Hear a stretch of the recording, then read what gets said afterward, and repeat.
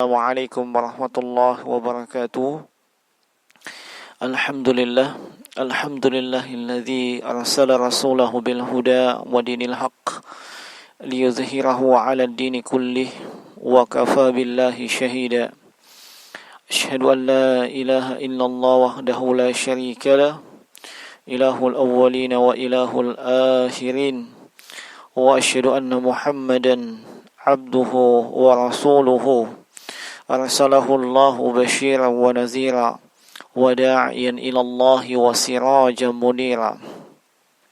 Qad ballagha risalah wa adda al-amana wa nasaha al-ummah wa jahada fillahi haqqa jihadi hatta tarakana 'ala al-mahajjati layluha kanahariha wa la yazigu anha illa halik. Sallallahu alaihi wa ala alihi wa ashabihi wa man tabi'ahum bi ihsanin ila yaumiddin. Amma ba'du. Allahumma aslih lana sya'nana kullah wa la taqilna ila anfusina turfata'in. Allahumma anfa'na bima 'allamtana wa 'allimna ma yanfa'una wa zidna ilma. Ikhwani fid din wa akhwati fillah, a'azzanallahu wa iyyakum ajmain. Hadirin wal hadirat, Bapak Ibu kaum muslimin, seluruh pendengar radio online Palopo Mengaji, demikian pula radio online Ahlu Sunnah Kabupaten Bone, dan siapa saja dari kalangan kaum muslimin yang mendengarkan baik secara langsung maupun secara tidak langsung siaran dari Palopo Mengaji online. Semoga Allah Subhanahu wa taala senantiasa mencurahkan rahmatnya untuk kita semua. InsyaAllah di pertemuan ini kita akan kembali melanjutkan pembahasan dari Kitabus Siyam min Fiqhil Muyassar, dan pertemuan sebelumnya itu kita telah masuk di pembahasan tentang al-i'tikaf, dan di pembahasan tentang al-i'tikaf yang merupakan bab yang kelima dari Kitabus Siyam ini terdapat sejumlah masail, dan walhamdulillah bini'matihi tatimmus shalihat. Kita sudah menyelesaikan mas'alatul ula, as-saniyah, dan juga mas'alatul salisah. Naam. Dan kita akan masuk kepada al-mas'alatul rabi'ah. Al-mas'alatul rabi'ah atau pembahasan yang keempat, ya. Pembahasan yang keempat terkait dengan mubtilatul i'tikaf, ya, terkait dengan mubtilatul i'tikaf, yaitu apa-apa yang membatalkan i'tikaf seseorang, ya. Seseorang yang sudah beriktikaf di masjid di penghujung Ramadan, di 10 akhir Ramadan, ya, tetapi kalau dia melakukan hal-hal, ya, yang itu disebutkan dalam nas atau dalil bahwasanya itu adalah pembatal i'tikaf, maka otomatis i'tikafnya itu pun menjadi batal. Nah, atau tidak sah. Qala al-muallifu hafizahumullahu jami'an, berkata penulis, semoga Allah Subhanahu wa taala, ya, menjaga mereka semua, para ulama, penulis kitab ini, yubtilul i'tikaf bima yali. I'tikaf itu menjadi batal itu dengan sebab-sebab berikut ini, ya. I'tikaf itu menjadi batal itu dengan sebab-sebab berikut ini. Awalan, yang pertama adalah al-khuruju minal masjidi li ghairi hajatin amdan, ya. Yang pertama, ya, adalah ketika seseorang itu keluar dari masjid tempat dia beriktikaf, dan itu, ya, dia keluar dalam keadaan sengaja dan tanpa ada kebutuhan, ya, atau tidak ada kepentingan, ya, tanpa ada kebutuhan atau tidak ada kepentingan yang dibolehkan bagi orang yang beriktikaf, ya. Dan ini menunjukkan masih terkait dengan apa-apa yang sebelumnya disebutkan di pembahasan yang ketiga, yaitu ma yubahu lil mu'takif, apa-apa yang dibolehkan bagi mereka yang beriktikaf. Naam. Wa in qalla wa in qalla waqtul khuruj. Walaupun dia keluar, ya, waktunya tidak lama. Ya. Dia keluar dari masjid hanya sebentar saja. Nah, dia keluar dari masjid hanya sebentar, tapi itu sengaja dan dia keluar bukan dalam rangka, ya, bukan dalam rangka kebutuhan. Nah, jemaah sekalian, orang yang keluar dari masjid ketika dia sedang melakukan iktikaf itu tidak keluar dari beberapa keadaan.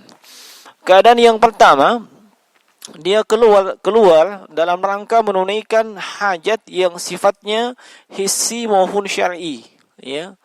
Ya, hajat yang sifatnya hissi maupun syar'i.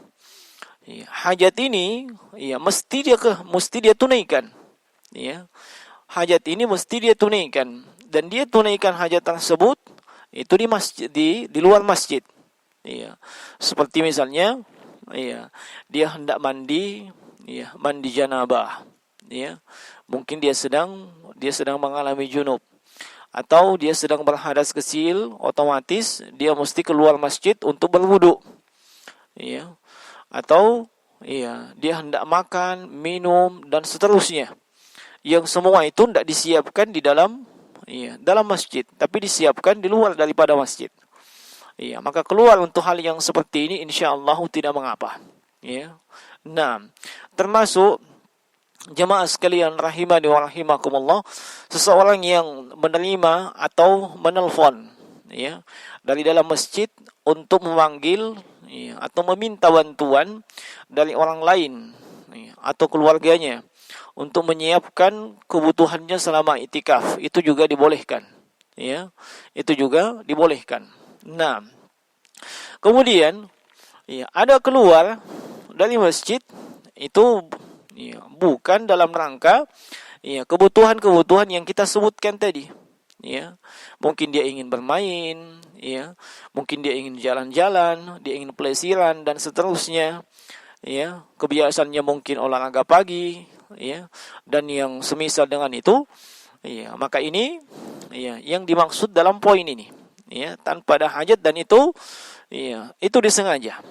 Nah, kalaupun misalnya seseorang keluar, ya, disebabkan hajat yang hajat tersebut sengaja, tetapi hajat tersebut kadar kewajibannya itu besar. Ya, misalnya seseorang yang, ya, berprofesi sebagai dokter misalnya. Ya, dimaklumi kita berada di masa pandemi. Ya, pandemi COVID-19, ya, Corona Virus Disease 19, ya. Nah, dan seorang yang berprofesi sebagai tenaga medis atau tenaga ahli kesehatan, ya, seperti dokter misalnya, yang memang dia memiliki spesialisasi, ya, terkait dengan penyakit tersebut, ya, sementara dia sedang iktikaf di masjid, ya. Nah, maka yang seperti ini, kalau tidak ada yang bisa menangani pasien tersebut kecuali dengan dokter tersebut, maka dia mesti keluar, ya. Dia mesti keluar dari masjid, ya, disebabkan, ya, hal tersebut adalah kewajiban, ya. Hal tersebut adalah kewajiban, ya, dan manfaatnya itu mutaaddi, ya, yaitu manfaatnya itu besar dan luas, ya. Dan manfaat yang mutaaddi tentu lebih didahulukan daripada manfaat yang qasir. Manfaat yang qasir seperti orang yang beriktikaf. Apa manfaatnya? Mendapatkan pahala di sisi Allah berupa ibadah iktikaf, belum lagi ibadah-ibadah yang lain. Ya. Manfaat dan maslahatnya kembali kepada yang beriktikaf. Ya. Tetapi kadar kewajiban yang disebutkan tadi, seperti dokter yang kita sebutkan tadi, itu maslahat atau manfaatnya mutaaddi. Ya. Bukan hanya untuk, ya, 1-2 orang, tapi itu menyangkut orang banyak. Bahkan, ya, itu menyangkut nyawa manusia, yang mana dimaklumi, ya, nyawa manusia, ya, termasuk nyawa kaum muslimin, ini adalah salah satu di antara maqasidus syariah, ya, salah satu di antara maksud-maksud, ya, adanya syariat Islam, yaitu menjaga nyawa manusia. Nah, olehnya jemaah sekalian, kalau memang dalam rangka demikian, maka dibolehkan, ya, dokter tersebut keluar, ya. Demikian pula yang semisal, ya, dengan hal tersebut, ya, seperti misalnya, Iya, ada orang yang berprofesi terkait dengan masalah pengurusan jenazah. Iya, di kampung tersebut hanya dia yang mengetahui dan memahami ya cara memandikan jenazah, cara mengkafani jenazah, ya. Iya, dan seterusnya. Iya, tidak ada di kampung tersebut yang ia mengetahuinya kecuali hanya dia. Nah, dan dia mengetahuinya dengan baik. Sementara dia sedang iktikaf. Iya. Pada asalnya orang yang sedang beriktikaf itu tidak menghadiri yang namanya jenazah. Ya, sebagaimana dia tidak menghadiri kalau ada yang sakit. Nah, sebagaimana dia tidak menghadiri kalau ada yang sakit atau dia tidak berkunjung, tidak berziarah kepadanya.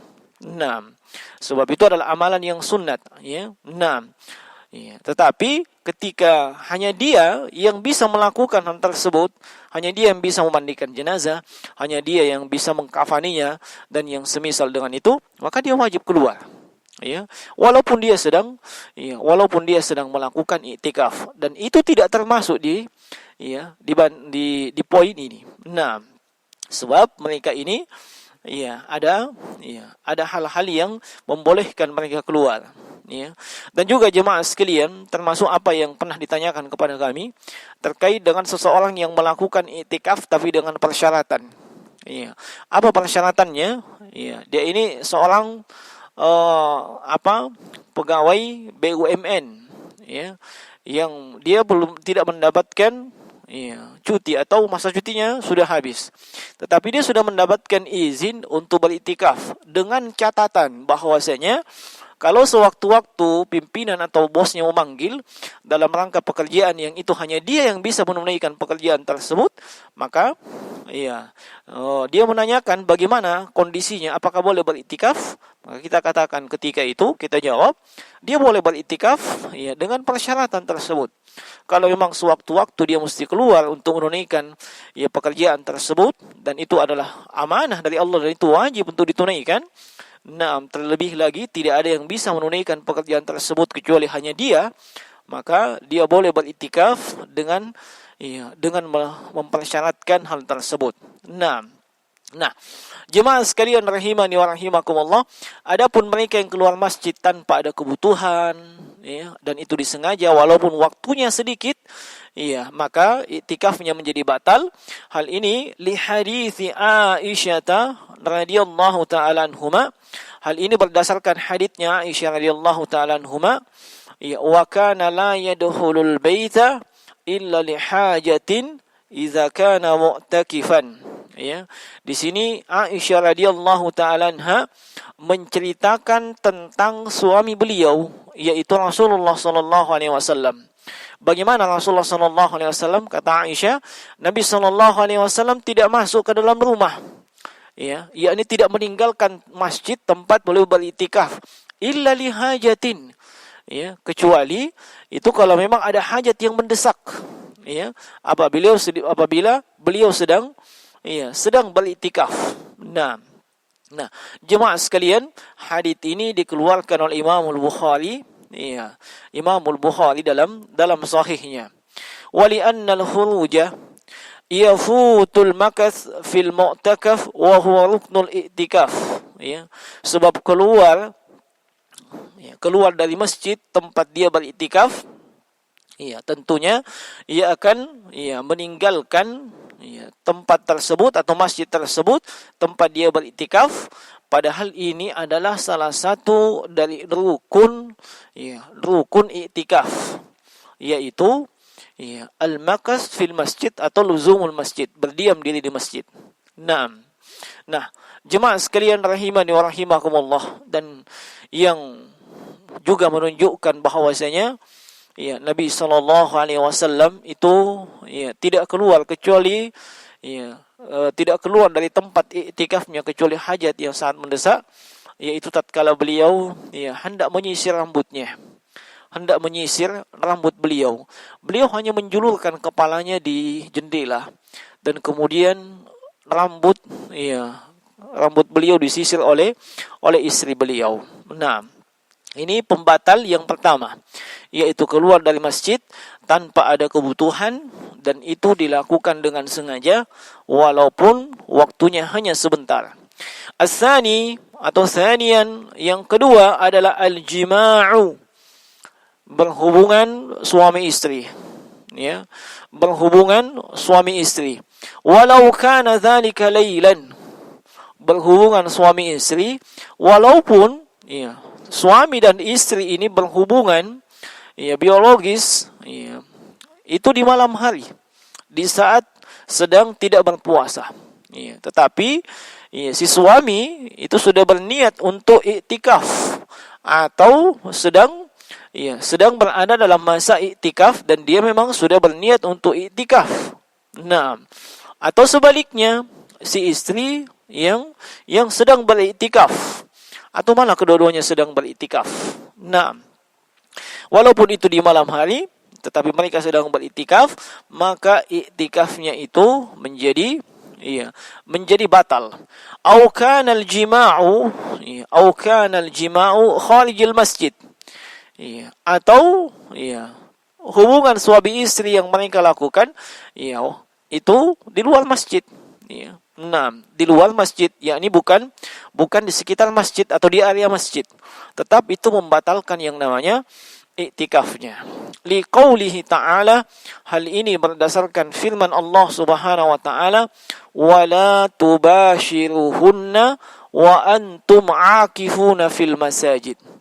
Dan jangan kalian wahai para suami itu berhubungan ya kepada istri-istri kalian dalam keadaan kalian beriktikaf di masjid. Ya, ayat ini terdapat dalam surah Al-Baqarah ayat 187. Nah, wa fi hukmihi al-inzali bi syahwatin biduni jima'in kal istimna ya wa mubasyarah az-zawjah ya fi ghairi al-faraj. Naam, wa fi hukmihi al-inzalu bi syahwatin biduni jima'in ya kal istimna'i wa mubasyarati az-zawjah fi ghairi al-faraj. Dan juga termasuk ke dalam hukum ini ya, masuk ke dalam hukum al-jima', masuk ke dalam hukum berhubungan suami istri, atau sama hukumnya adalah ya keluarnya syahwat walaupun itu tidak melakukan hubungan suami istri tetapi dengan istimna. Ya, istimna ini ya dibahasakan dengan onani. Ya, atau proses atau usaha mengeluarkan ya sperma ya bukan dengan melakukan hubungan suami istri. Ya, tetapi dengan cara-cara yang lainnya. Nah, ini hukumnya sama dengan melakukan hubungan suami istri. Wa mubasyaratiz zaujah ya fi ghairil faraj. Demikian pula ketika seseorang itu memeluk, mencium ya istrinya ya walaupun itu bukan pada farajnya. Nah, dan ini hukumnya sama dengan al-jima' sebagaimana yang disebutkan di sini. Nah, kemudian jemaah sekalian, yang ketiga yang membatalkan iktikaf seseorang adalah zihabul aql, ya, hilangnya akal. Nah, hilangnya akal, fayufsidul i'tikafi bil junudi ya wasukri ya li khurujil majnun ya wasukran ya an kaunihima min ahlil ibadah. Naam, zihabul aql, hilang akalnya. Naam, iktikaf ini menjadi rusak atau menjadi batal ya ketika seseorang itu ya hilang akalnya seperti gila ya. Nah, atau dia ini mabok ya, mabok atau kehilangan kesadaran. Nah, dan kenapa demikian? Sebab orang yang gila dan orang yang mabok ya itu tidak termasuk orang yang dibebankan untuk beribadah, sementara iktikaf ini adalah ibadah. Nah, sementara iktikaf ini adalah ibadah. Kemudian jemaah sekalian, ya, rahimani wa rahimakumullah, ya, termasuk yang membatalkan iktikaf seseorang itu, ya, yang keempat adalah al-haidhu wan nifas, ya. Al-haidhu wan nifas, yaitu keluarnya darah haid dan juga an-nifas, ya. Li'adami jawazil makas al-haidhu, ya, wan nufasa'i, ya, jawazil makas al-haidhi wan nufasa'i fil masjidi.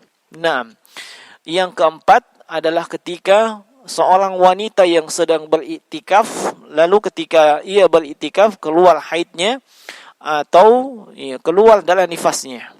Kenapa? Sebab tidak boleh seorang wanita haid dan wanita yang sedang mengalami nifas itu berada di masjid. Dan ini pendapat jumhur ulama. Ya.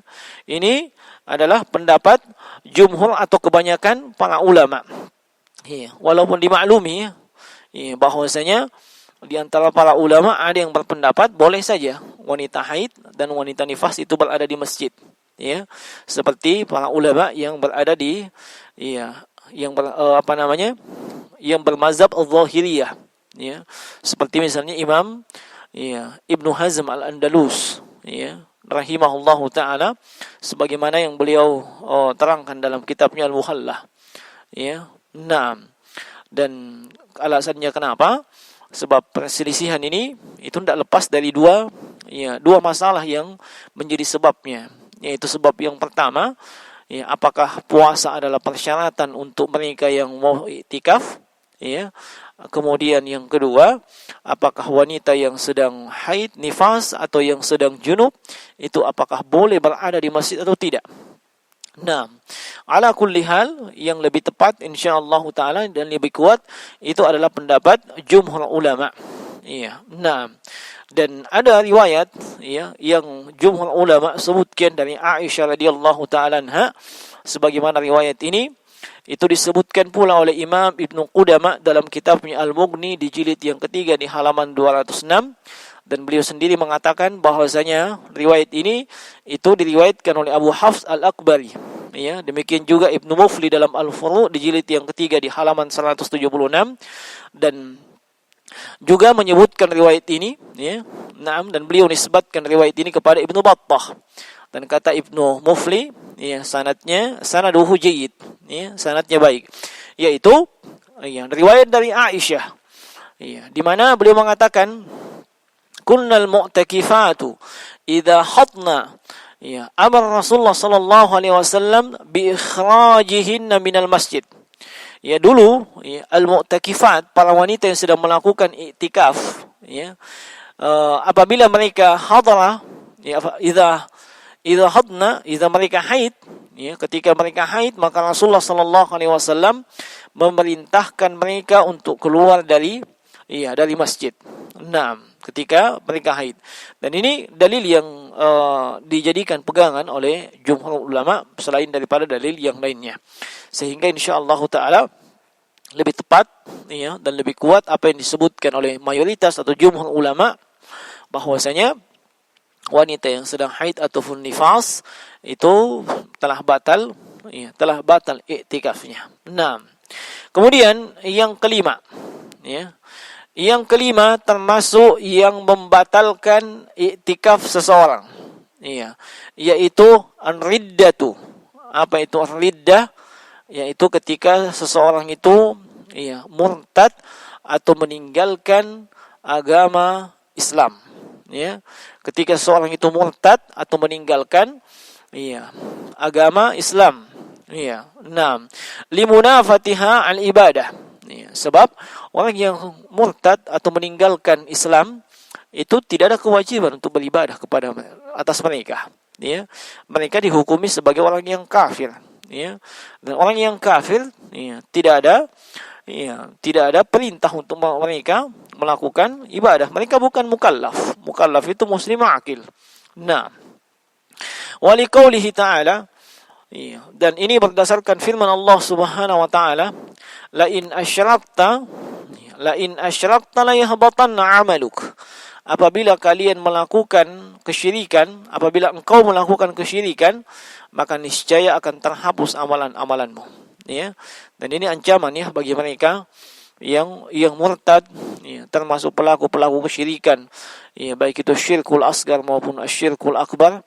Nah, asyirkul akbar mengeluarkan pelakunya dari lingkup Islam, asyirkul asgar itu tidak, tapi itu menghapus, ya, pahala dari ibadah yang di dalamnya terkontaminasi dengan kesyirikan yang asgar atau kesyirikan yang kecil tersebut. Nah, adapun yang syirkul akbar, ya, itu terhapus seluruh amalannya dari awal sampai akhir, tidak ada yang tersisa. Nah, bahkan dia ini, ya, dihukumi, ya, sebagai orang yang, ya, berada di luar Islam atau sebagai orang kafir. Nah, ayat ini yang kita bacakan terdapat dalam surat Az-Zumar di ayat yang ke-65. Kemudian jemaah sekalian rahimani wa rahimakumullah, walhamdulillah selesai pembahasan kitab Siyam dan min fiqhil muyassar. Nah, dengan berakhirnya, ya, pembahasan tentang iktikaf di sini. Dan sebagai tambahan, sebab ini tidak disebutkan dalam kitab ini, itu kita akan sedikit menyebutkan tentang tujuan dan hikmah iktikaf. Ya, tujuan dan hikmah iktikaf. Ya, para ulama itu menerangkan, ya, apa tujuan dan hikmah dari iktikaf ini. Ya. Dan kalau kita mengetahui hikmahnya dan tujuan daripada iktikaf, itu lebih menenangkan hati kita, ya, ketika melakukan suatu ibadah. Nah, walaupun dimaklumi, ya, itu bukan syarat, ya, kita mesti mengetahui dulu hikmah, lalu kemudian kita melakukan ibadah yang disyariatkan atau ibadah yang diperintahkan. Tidak. Nah, apa tujuan dan hikmah daripada iktikaf? Kata ulama, taslimul mu'takifi nafsuhu wa ruhuhu wa qalbuhu wa jasaduhu bil kulliyati ila ibadatillahi ta'ala.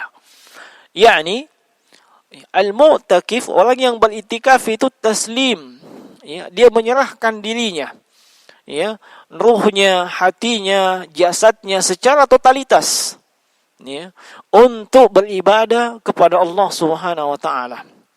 Ya, talaban liridahu, dan itu dilakukan untuk, ya, mencari ridha Allah Subhanahu wa taala, wal fauzu bi jannatihi, mencari kebahagiaan, ya, dengan syurga Allah Subhanahu wa taala, wartifa'u darajat indahu ta'ala, demikian pula mengharapkan agar derajatnya ditinggikan di sisi Allah Subhanahu wa taala, wa ib'adun nafsi min syughlid dunya allati hiya mani'atun amma yatlubuhu al-'abdu min at-taqarrubi ila Allah azza wa jalla, sekaligus menjauhkan jiwa ini dari segala macam kesibukan duniawi, yang mana kesibukan duniawi tersebut yang menghalangi seseorang, ya, yang menghalangi seorang hamba untuk mendapatkan kecintaan dan keridhaan, dan menghalanginya dari mendekatkan diri kepada Allah Subhanahu wa taala.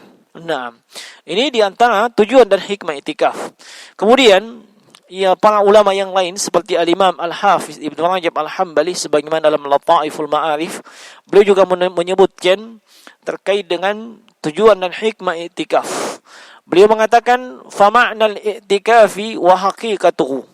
Ya, adapun makna iktikaf dan hakikatnya adalah qat'ul la'iki 'anil khalaiqi littisali bi khidmatil khaliq, yaitu qat'ul la'ik, memutuskan segala macam, ya, hubungan atau interaksi dengan, ya, dengan makhluk, ya, agar dapat menyambung hubungan, ya, kepada Al-Khaliq, kepada pencipta, yang dapat fokus beribadah kepada pencipta.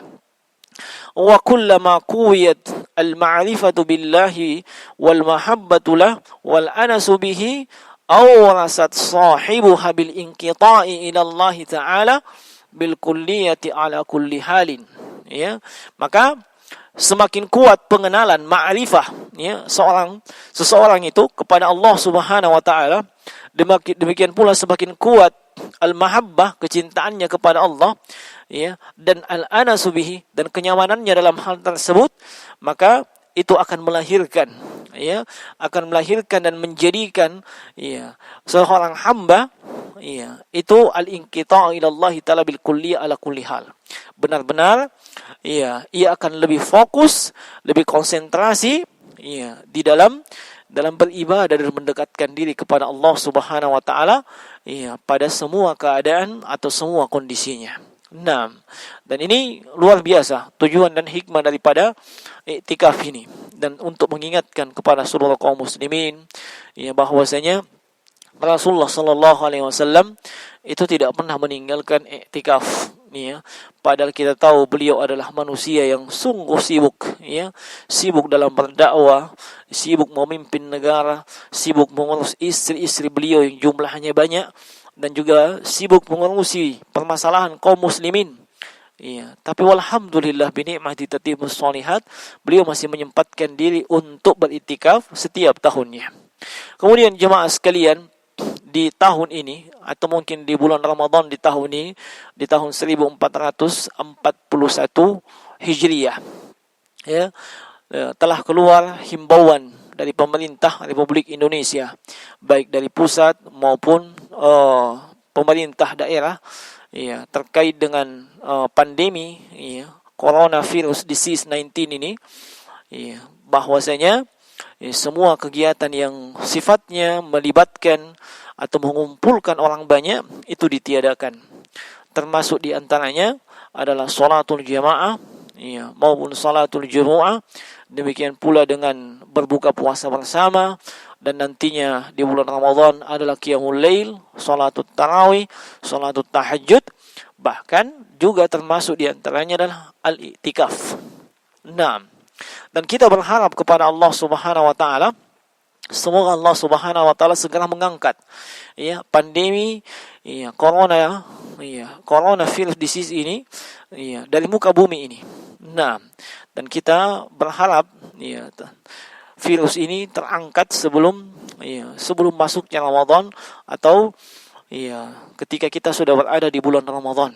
Ya, dan ini tentunya, ya, dengan doa-doa kita dan dengan ikhtiar kita bertobat dan beristighfar kepada Allah Subhanahu wa taala, menjauhkan diri kita dari segala macam bentuk dosa dan maksiat, sebab segala macam musibah dan bencana yang ditimpakan kepada manusia dan di alam semesta ini itu tidak lain dan tidak bukan disebabkan dosa-dosa manusia itu sendiri. Allah Subhanahu wa taala berfirman, "Wa ma asabakum min musibatin fabima kasabat aydikum."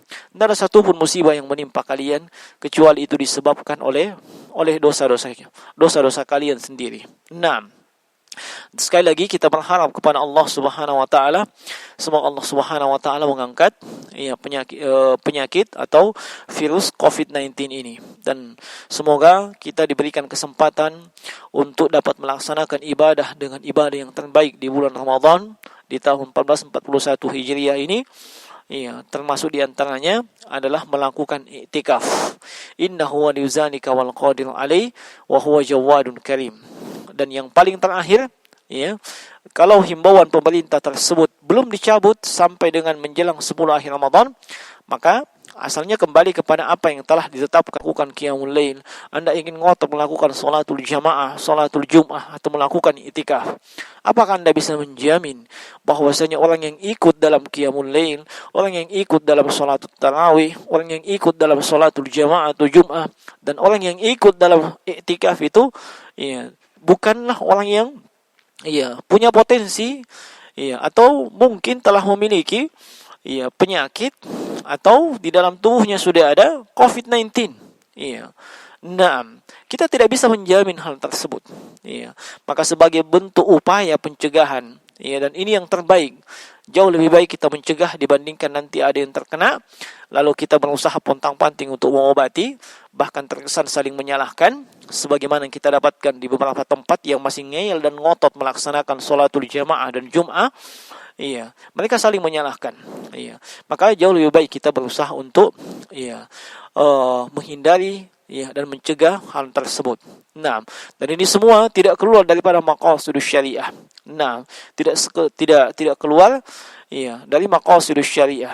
Nah, taib, sekira demikian apa yang bisa kita sampaikan. Insyaallah untuk sesi yang berikutnya itu dilanjutkan pada kesempatan yang berikutnya. Dan insyaallah di sesi berikutnya kita akan membahas tentang pelaksanaan sholat tarawih yang mungkin itu dilaksanakan di rumah masing-masing. Nah, sekiranya demikian, subhanakallahumma bihamdika asyhadu an la ilaha illa anta astaghfiruka wa atubu ilaik. Assalamualaikum warahmatullahi wabarakatuh.